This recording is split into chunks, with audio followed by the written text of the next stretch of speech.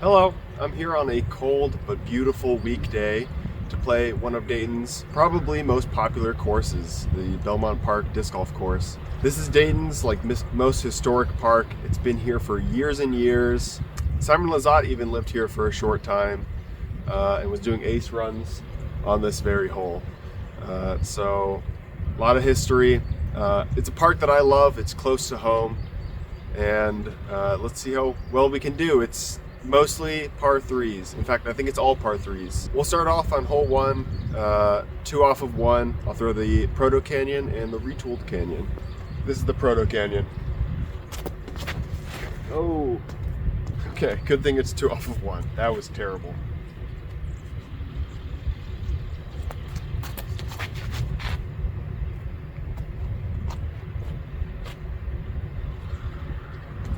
A little bit better. Hole 1 I consider a must get, so let's get this putt. Oh, didn't get. Apologies for the background noise.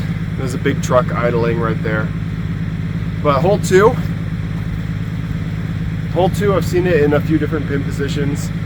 This week, it looks like it is in pin position A, which would be a forehand or a turnover. And you know, we're gonna throw the turnover. So this is gonna be the MVP's uplink.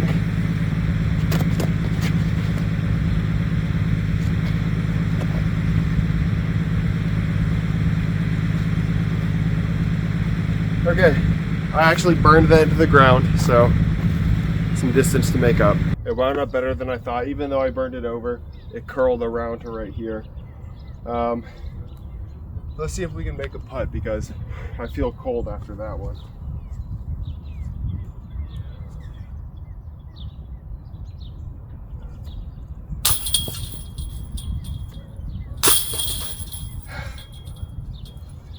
Dang. 2 very makeable missed like 20 footers. That's pretty sad. I love this hole though. Well, it's just a hyzer, but I still love it. It's right behind that tree up there on this little ledge thing. So typically it's about 235 feet is what the sign says. So just a canyon again, or a zone, if you will. I've been wanting to get more work with the Retooled Canyon. It feels a little bit better. I like the color. That looks pretty good. Actually, it looks long. No, it's about 20 feet again, so. All right. There is death right behind the basket, but it's downhill.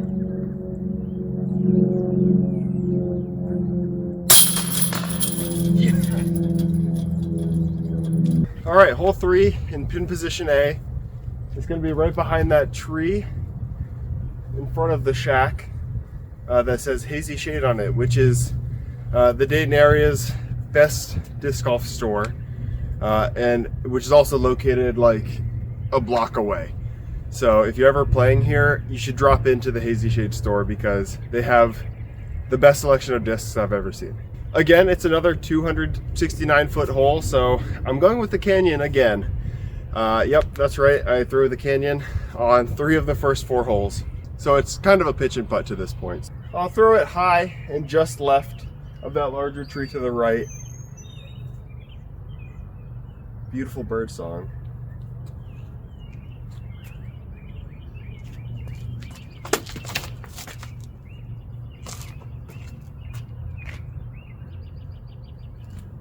Well, it was more like in the center, but it wound up going where I wanted it to go, so I guess my body knew what was correct.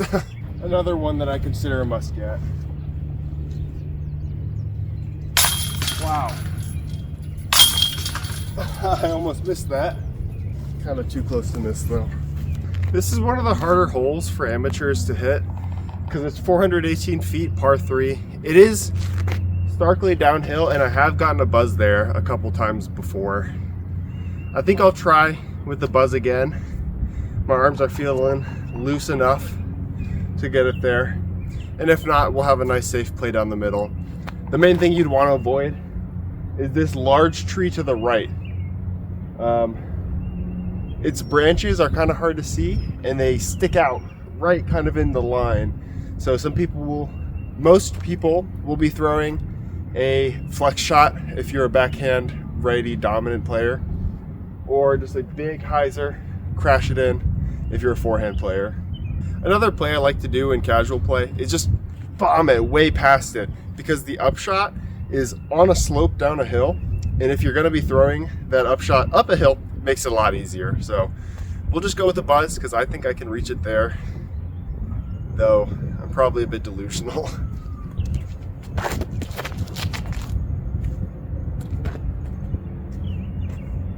Whoa.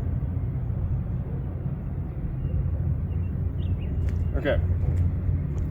Did not reach it. In fact, a little bit of a headwind turned it over, but that probably just gave me more distance, honestly. The holes are not that in depth here. You can see most of them off the tee, so you kind of know what you're going to be getting. I just thought I'd explain it a little bit more today to see if that's just something that people would like to see. If not, I can just do a normal round where I'm just tossing them. Oh yes, well short. I don't really want to run that, so I'm just going to lay it up.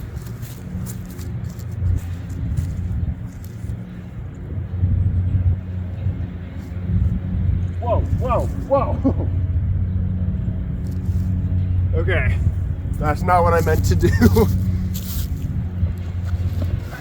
Luckily the range just tends to sit down, so we're just like 5 feet from the basket.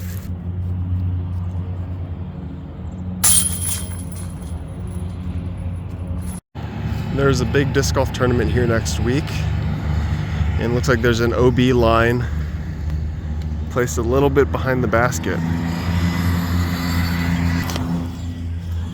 I may be making a video of me participating in that event. That is, if I can make it and if I can get a cameraman. So we'll see. I hope I can. Hole 6 has a converging tee pad with hole 11 and hole 9, and a great bench to sit down on. A lot of people like to hang out here or on hole 1 and do what disc golfers do, you know. Hole 6 in the A position, however, is just right there. You either want to do chip forehand or hyzer, or if you're risky, you can go down the middle for some reason. But you don't really need all that much to get there. It's 178 feet. So we'll do the canyon again.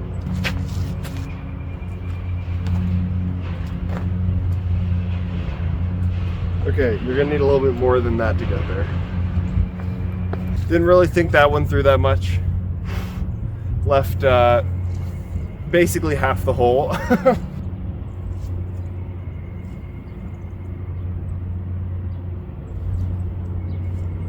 Those were some lazy throws, both of them. 2 very sad throws, still within striking distance.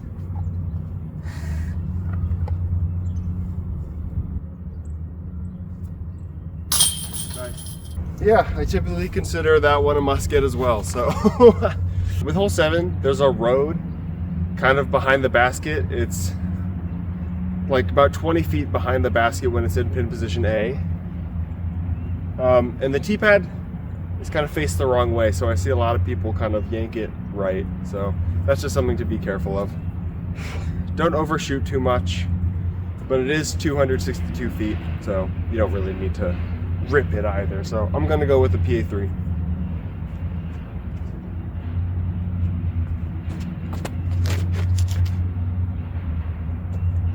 Yeah, I did exactly what I just said. I pulled it to the right. If I'm gonna pull it to the right, maybe I'd want a staple disc. So there's that hill in the road that I was talking about. Yeah, yanked this one. So a lot of work for the birdie.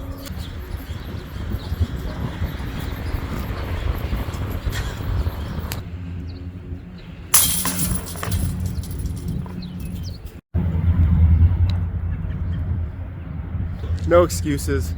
but my hands do feel a little bit slick because of the cold weather. It's about 40 degrees though, so. This one plays like 300 feet. Not really uphill, not really downhill. By the time you reach the basket, it's about on the plane that you're on. So I kind of like to overshoot it though, if I can, because it does feel like a little bit more than 302. So maybe it is sitting a little uphill. I'll go with the what is this? P2? No, the PD.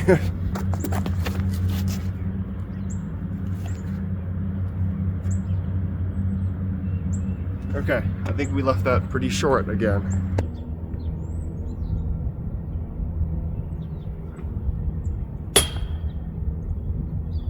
Back here on the converging tee pads for hole 9, it's in, what is that? I think that's in B position. B or C, I'm not completely sure. Either way, you can see it, it's just right there. I like to go with a mid-range, typically a buzz, because there's no headwind, it looks like. I don't think, at least. That same road that we encountered back on hole 7 is right behind the basket, so that's just something to look out for. Don't really bomb it too far past it, because you can wind up on the road or somebody's window. Right up the gut. Here we go.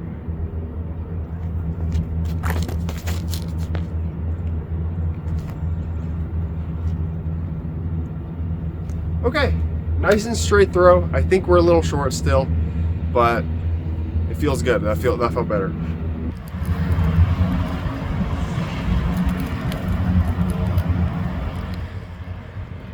The grass is being cut over there, so that might complicate things later.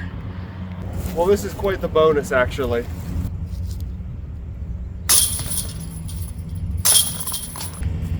Very nice. This, I believe, is the only true blind hole on the course. It's right over that small ridge, and then it dips into a lower point. It's in pin position A, so it is right in between those two big trees.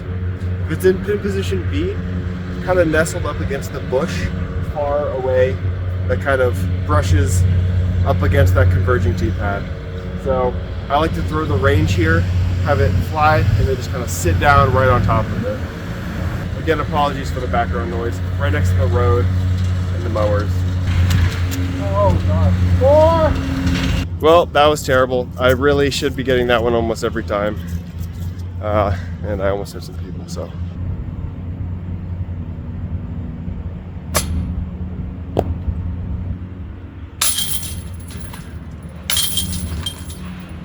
Back up at the convergence for hole 11.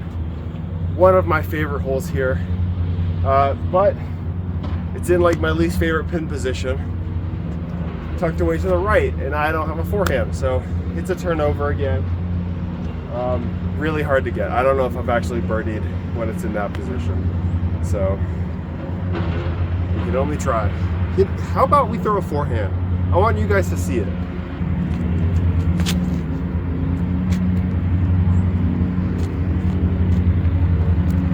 I mean, realistically, that's about as good as it gets for me. Not great. We're stuck in this bush. I'm gonna do a little chip forehand. Forehand for the Sea Woods Disc Golf channel. Can you believe it?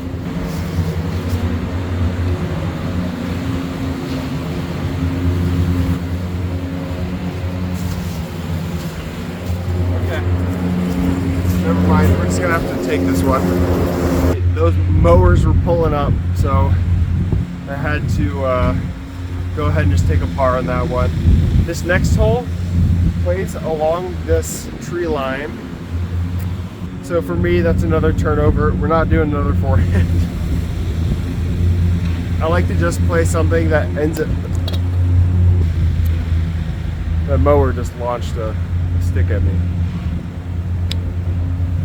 I like to play something that begins to turn just as it reaches the top of that dead tree. So for me, that will be the Uplink or the Buzz SS. I'm not sure yet. I'm gonna wait a second. All right, we'll throw the Buzz SS here, kind of maybe flat, and have it turn right above that tree.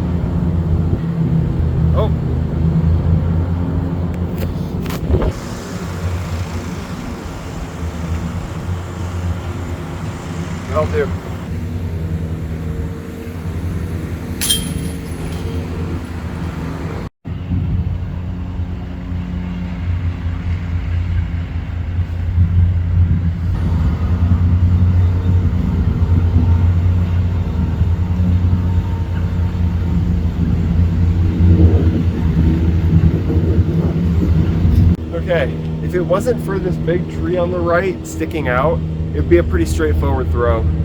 But you want to throw like a turnover or flex shot or a forehand hyzer, just to avoid those limbs. So I'll throw a Buzz SS probably.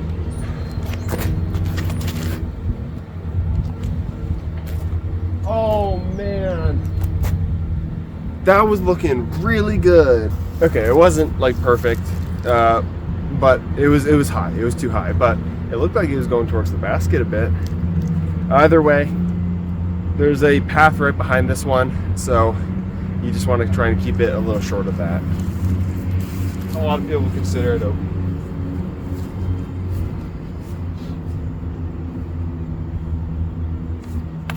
Whoa.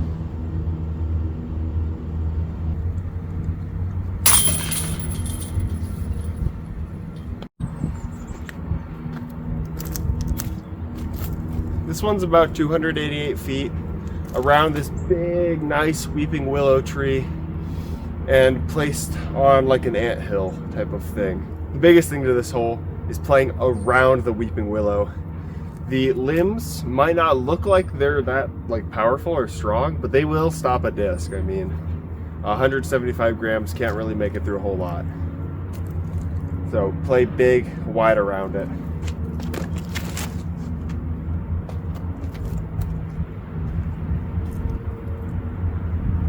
Okay, that was my first good shot in a while, I think. It landed right up there on the anthill, so thank God. This could be bad news if it was putt, but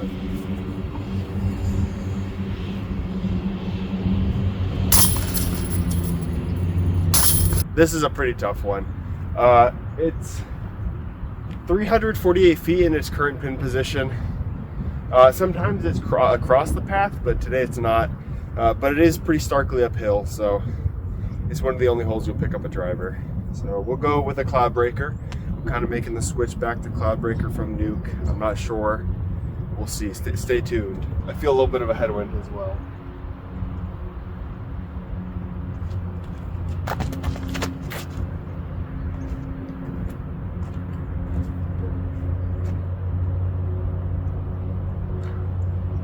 Okay. Not bad, made it mostly the way up the hill. It's gonna be like a 25-footer uphill, so let's see. But just about right. It's a 25-footer uphill.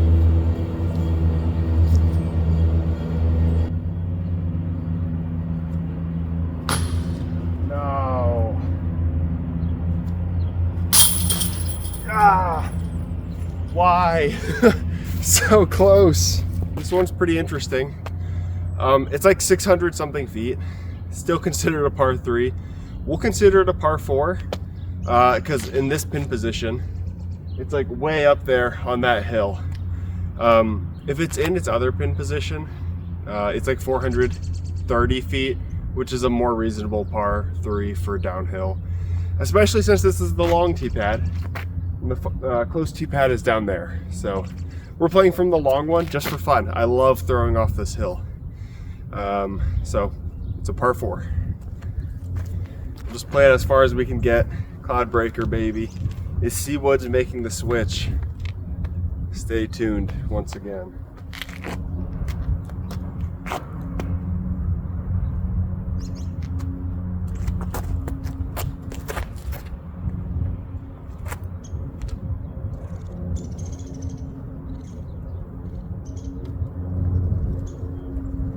That's good, probably about 430 feet or so. Okay, maybe like 180 feet left or something.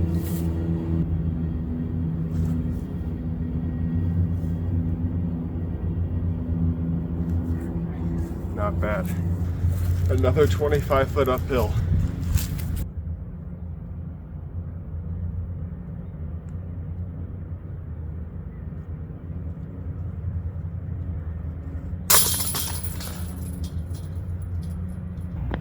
Okay, hole 17.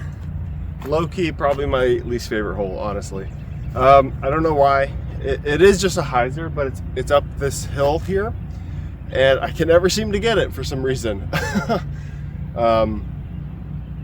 Yeah, I'm just gonna kind of throw a hyzer It's a bit of a safer play. You can go a turnover or a forehand up that left side, but you can hit this tall tree or go into that bush, and then you're probably looking at a bogey.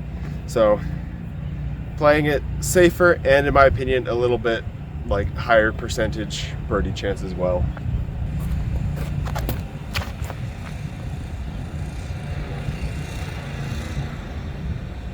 Okay, the disc might have been a little too stable for that shot, but not terrible. It's about circle's edge, maybe a little inside. Oh, feels good after that one.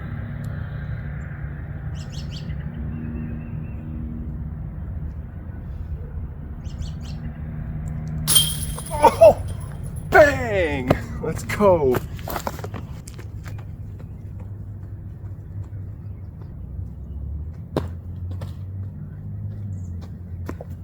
My friend told me I should gritty towards the basket, so.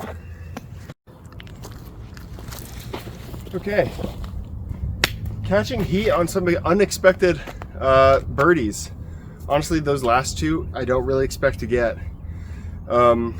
So, hole 18, an iconic hole. It's in its shortest pin position, hole A. So it's like 330 feet. You know, it's kind of dealer's choice. Not really good for forehands, unfortunately, because of this one. Best shot is probably like a crashing hyzer. 330 feet downhill. I think I can get my canyon there, so we're gonna do that.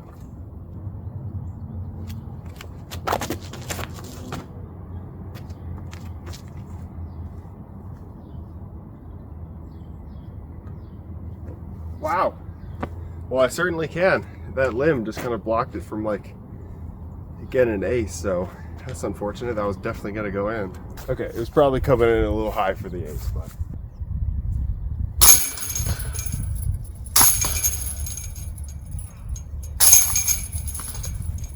Old hole 1, or hole 19 is what it is. This one is a little scary. The parking lot is kind of like, the tee pad faces the parking lot. So just be wary. That is like the splash zone. If you park in one of these parking spots on this side, you, on a busy day, you should expect your car to get hit by a disc. I'll give my thoughts on the course and the hole in a second once the lawnmowers pass, probably at the end of the hole actually. I like to play this one safe, play it mostly just avoiding the parking lot and for 3. So I typically like to go with just a buzz down that left side.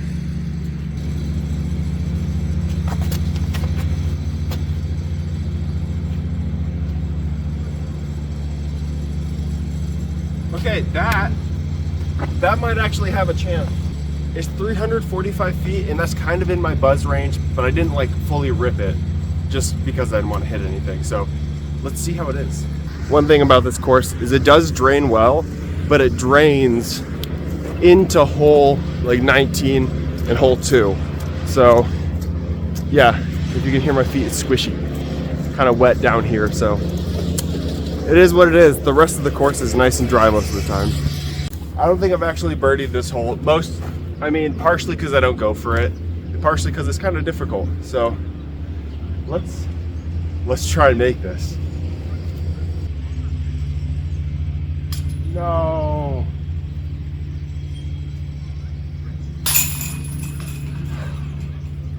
It was right the whole way. Well, it was left the whole way, but had the right height. Thank you everybody for watching. This is a fantastic course in the Dayton area. Mostly because you can go to Hazy Shade and pick up some new plastic when you're here. But no, not mostly. This is just a fantastic historic course. I love to play it. Every hole is attackable. Every hole has a chance at birdie. That makes for a great fun experience, especially for more casual players like myself. They change up the pin positions often. As you can see, they mow it often as well. It never gets too flooded. It doesn't really ever get too messy out there.